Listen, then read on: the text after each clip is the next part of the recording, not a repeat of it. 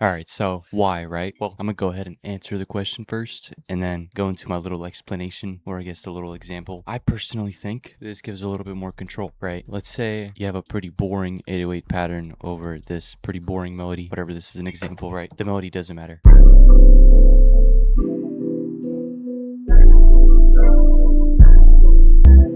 The 808's cool. You can imagine this as being inside of a pattern, right? It's very basic. You just have your boring 808s. But what you can do, which makes this cool, is you can use these cool 808s that have really weird timings, right? So for example, if you put this one into a pattern, it would probably be slightly off, and you would have to either line it up with, this, which is annoying, or something else, which is once again very annoying, where in this case, you can just kind of line it up visually with where the sound wave is. And you can also have that little tail at the beginning, with whatever it does. Like for example, in this 808, like the main bassy part is over here rather than at the very start. And I think it just overall makes this a little bit cooler to work with. It allows you to use all of these kinds of like really weird type of 808s with weird timings and stuff instead of your casual boring 808s. But another cool thing is that you can use this tool. So for example, if you have something like this where it has, some kind of a rhythmic element, or, whatever, it's just playing in some sort of way where it's wrong and it's not necessarily hitting in the right spot, you can use this tool and then line it up, for example, somewhere around like that. Something else you can do is you can, for example, just take a random chop out of it, turn it up like 12. I forgot to say this, but in order to get into this menu, you have to hold Alt and double click whatever you're trying to change the pitch of. This is also how you change the note of your 808 to make it stay in key and stuff. Same thing as, on the grid, but if you count each note on the grid, that is how many you add, right? So if it's a minor key, +3 +4. That sounds pretty cool. You can also just take like a random part of it. If you have it set to that, go like this. It'll still be in the same key, but your wave will be very messed up. You can also maybe take it down 12, make it really loud,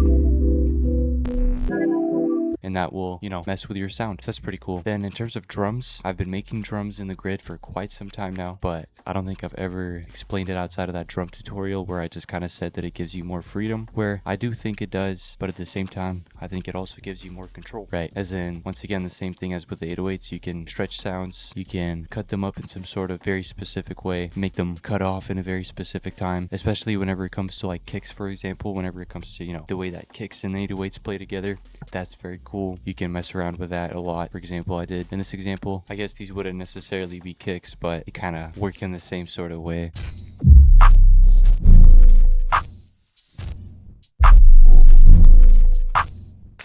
But yeah, you're able to make all the sounds kind of work better together in a way, if that makes sense. I don't know. In my opinion, having all these sounds in the grid really just gives you more control over how they actually play in your beat. Now, I think one of the most important details is how this sort of changes your workflow. As in, whenever it comes to, building stuff in the grid, first of all, with the drums, it makes it easier to create, very long patterns with a bunch of variation. I guess this isn't necessarily the best example because it's kind of just repeating all throughout, but whatever. In the example beat that I made, it was a little bit more varied, and I think it makes it easier to do that. As in, instead of having your pattern sort of locked to whatever sounds you add, you can very quickly add them in, and then you can also very easily just kind of, be working something over here, go back here, take a random sound, just add it in. It's pretty cool. And whenever it comes to also working with the 808s and the drums in the grid, for the way that I do it with my melodies, for example, I export all my melodies, so I'm already working in the grid, and as I'm working on the melody, I can just kind of add an 808, add a couple of drums, and then go ahead and work on another part of the melody. And in that way, I didn't really do it for either of these examples, but you could, for example, build an entire beat where each part is just a different, thing. And I think in my opinion, this allows you to do that kind of stuff. And I'm pretty sure that's all the information I have before we get into the actual beat. I guess I'll play a little quick second of whatever this is. Right, the melody is not good. As I said, it's just like an example thing that I made in like 5 minutes, but the actual beat's a bit cooler. But that was just all the information that I had. Also, sorry for speaking really quiet throughout the rest of this recording. My mic gain was very low. I kind of forgot about that. And it was also like 3 in the morning, but it works because that's not the point anymore. Anyways, all right, I kind of have a decent idea. I want to use strings at some point in this beat, but like not right away. This sounds pretty fun.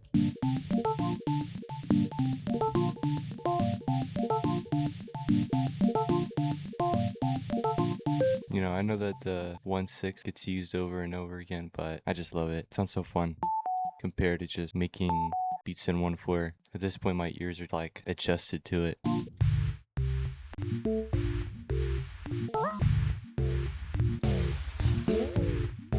think I got banned from Shaperbox. This is just a layer, by the way. Actually, I do kind of want to try this.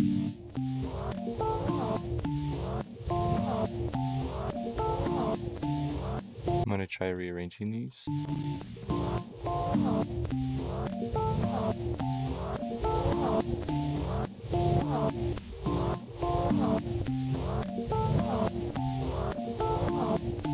Hold up, and now we add this into another shaper box. Get like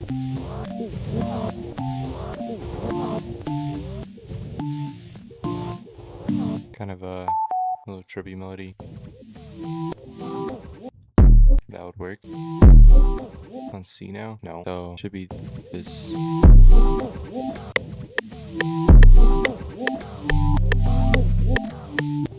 Okay, our time quite literally all over the place. Sounds kind of awesome.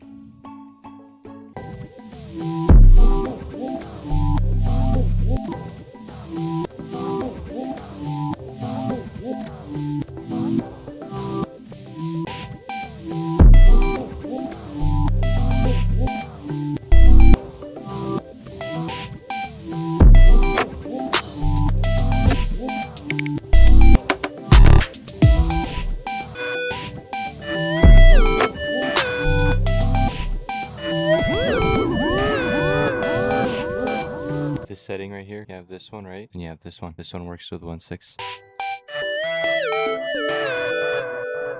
So what we do now, Shift Alt R. I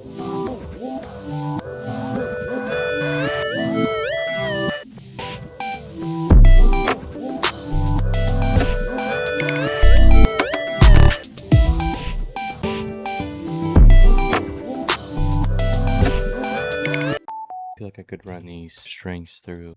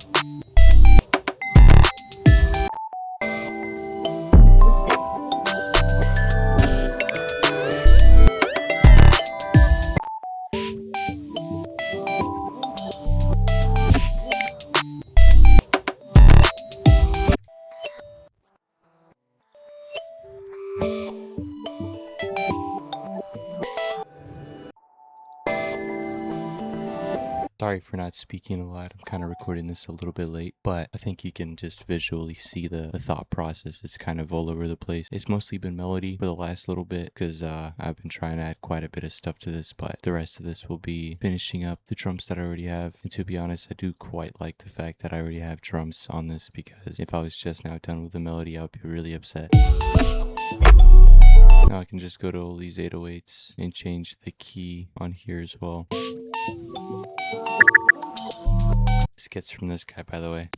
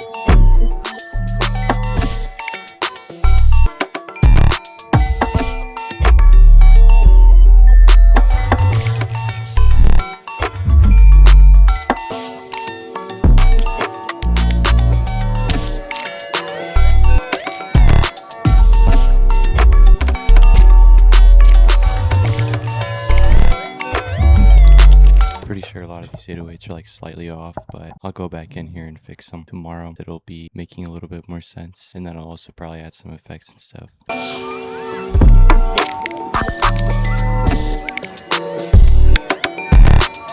Should be good, except for the 808. I'll probably make a little outro for that. Alright, so here's said short little outro. I really didn't change anything at all, pretty much, except for just kind of go through and make sure that all the notes were correct. I think that as soon as you have, your root note down, it's pretty easy to figure these out. But I think the most annoying thing is that obviously you don't have ghost notes from your melody, if you do typically use those for your 808s. And also, since you're not in a pattern, I kind of forgot about this, but you can't use slide notes on your 808s, which is also really cool tech. Personally, I often use that very often, but it definitely has some pretty cool uses, in which case I guess you can use these cool 808s in the grid and then your slide note like sub or whatever in your pattern. But yeah, I mean, besides that, I don't think there's much more to talk about. Just a cool little idea. Peace the world.